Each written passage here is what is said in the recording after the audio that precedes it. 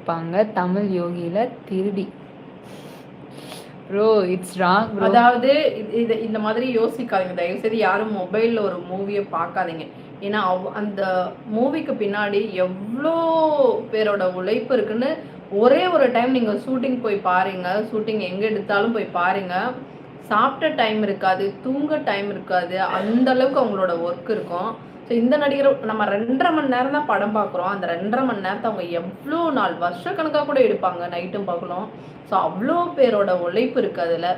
தயவு செய்து யாருமே மொபைலில் பார்க்காதீங்க. ஃபஸ்ட்டு போய் தேட்டரில் பாருங்கள், அதுக்கப்புறம் பிடிக்கல அப்புறம் மொபைலில் பாருங்கள். ஆனால் ஃபஸ்ட்டு தேட்டரில் போய் பாருங்கள்.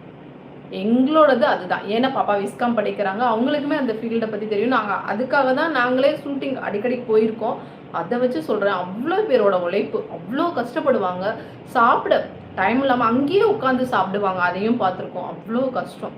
ஸோ யாருமே மொபைலில் பார்க்கவே பார்க்காது. யூடியூப் சேனல் வச்சுருக்கீங்க, கண்டிப்பாக லேக்ஸில் தான் ஏர்ன் பண்ணுவீங்க.